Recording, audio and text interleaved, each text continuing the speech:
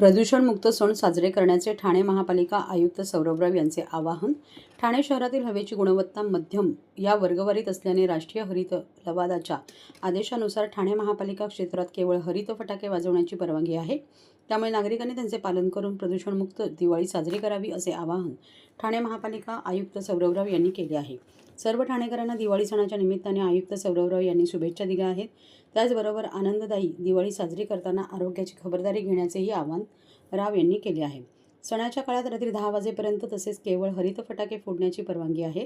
प्रदूषणमुक्त सण साजरा करून नागरिकांनी स्वतःसोबत प्राणी, पक्षी, झाडे यांचाही फटाक्यांच्या दुष्परिणामांपासून बचाव करावा असे आयुक्त राव यांनी म्हटले आहे. या संदर्भातील आवाहन करणारे जनजागृती फलकही महापालिका क्षेत्रात प्रदर्शित करण्यात आले आहेत. महाराष्ट्र प्रदूषण नियंत्रण मंडळाने दिलेल्या मार्गदर्शक सूचनांनुसार नागरिकांनी हरित फटाके फोडताना काळजी घ्यावी. फटाके फोडताना सिंथेटिक कपड्यांऐवजी सुती कपडे परिधान करावेत. मोकळ्या जागेत फटाके फोडावेत. फटाके फोडताना पाणी आणि वाळू यांचा साठा जवळपास ठेवावा. फटाके फोडताना लहान मुलांकडे विशेष लक्ष द्यावे.